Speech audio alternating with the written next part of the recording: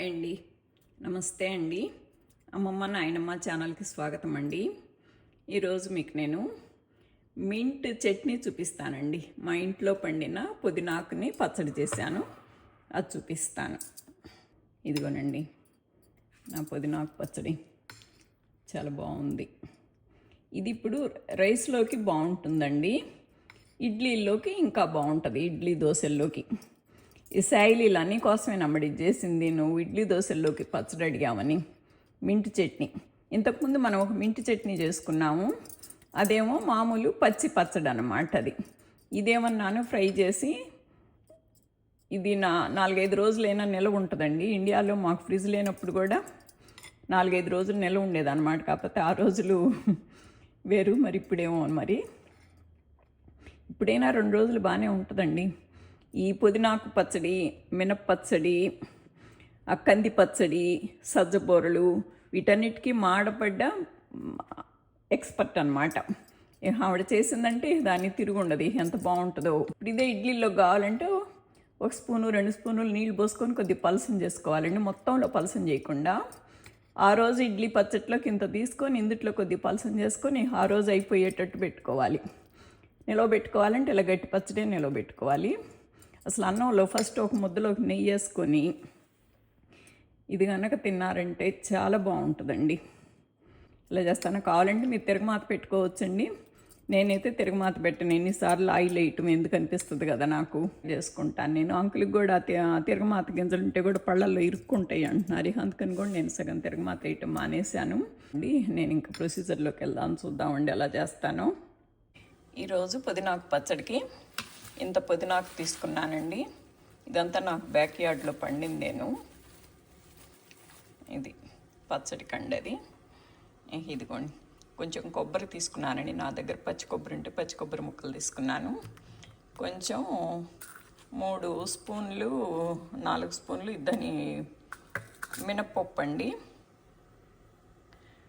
ధనియాలు ఎంత కొంచెం 1/2 స్పూను, ఒక పెద్ద స్పూను నువ్వుపప్పులు, మిరపకాయలు, చింతపండు, ఉప్పు కామనే కదండి. ఇది 2 చిటికెలు జీలకర్ర, 2 చిటికెలు మెంతులు వేసాను. ఇవేనండి. అంటే తిరగమాతలో కరివేపాకు వేసుకుంటాము. ఇంతే. మొదలు పెడదామండి. బాండి పెట్టి స్టవ్ వెలిగించుకుందామండి. యాజ్ యూజువల్ ఆయిల్ పోసుకోవాలండి ఫస్ట్. నేను ఈ మినప్పప్పు లేట్గా వేగుతీ కనుక నేను ఫస్ట్ వేస్తున్నానండి. సగం వేగిన తరువాత ఇప్పుడు మిరపకాయలు వేస్తున్నానండి. కొంచెం ఎర్రబడబోతున్నాయండి మినప్పప్పు. ఇప్పుడు ధనియాలు కూడా వేస్తాను. ధనియాలు కూడా కొంచెం లేట్గా వేగుతాయి కదా. 1 నిమిషం వేగిన తర్వాత మెంతులను జీలకర్ర కూడా వేసేసానండి. నువ్వుపప్పు కూడా వేస్తున్నాను.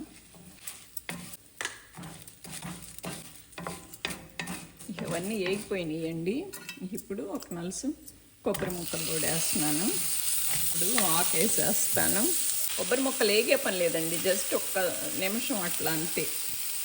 ఈ ఆకుని కిందకి పైకి కలబెట్టుకోవటం అండి. నేను ఆకు కిందకి పైకి కలబెట్టాలంటే ఇది ఫ్లాట్ది కదా, అందుకని నేను ఇలా 2 గంటలు పెట్టుకొని ఇలా చేస్తాను.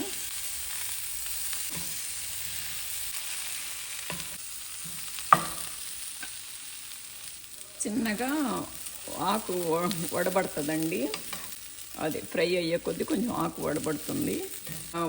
పుదీనాకు కొంచెం వేగాలండి, పచ్చి వాసన ఉంటుంది కదా. పచ్చి కొబ్బరి టేస్ట్ రావాలంటే అది ఎండు కొబ్బరిలాగా వేగకుండా పచ్చిగా ఉంటేనే బాగుంటుంది. నేను జస్ట్ కొంచెం అట్లా వేసాను అంతే. అంటే 2 రోజులు నిల్వ ఉన్నా సర్దిపడకుండా ఉంటుందని జస్ట్ వేసాను అన్నమాట. ఇదిగోనండి, ఇలా ఇవి వేగిపోవాలి. అసలు ఏ రోజు ఆ రోజు 4 గల్లాళ్ళు ఉండి ఏ రోజు ఆ రోజు అయిపోయిద్ది అనుకుంటే అసలు పచ్చి కొబ్బరి డైరెక్ట్గా మిక్సీలో వేసేసుకోవచ్చండి. మేమిద్దరమే నాయం, మేము ఎంత తక్కువ వండినా కూడా నాకు 2 రోజులు వస్తుంది. తెల్లారి సర్దిపడకుండా ఉంటుందని నేను కొబ్బరి పొయ్యి మీద వేసాను, కానీ లేకపోతే వేసే పని లేదండి. పచ్చి కొబ్బరి అలా వాడుకుంటేనే మంచిది. ఇంకా వేగిపోయినాయండి, ఆపేస్తున్నాను. ఈ మినప్పప్పు మాడకుండా చూసుకోవాలండి. మనకి చక్కటి రంగు వచ్చింది, మాడలేదు, అలాగని పచ్చిగాను లేదు, మంచి కలర్ బాగా వచ్చిందండి మనకి. ఇప్పుడు దీని మీద ఈ వేడి మీద కనుక ఈ చింతపండు పెట్టుకున్నామంటే కొద్ది మెత్తబడుద్ది. చూసారుగా 2.5 గింజలు వేసానండి, సరిపోద్ది అదేను. ఇక వేడికి చింతపండు మెత్తబడుద్ది. ఇక మిక్సీ వేసేసుకుందాం.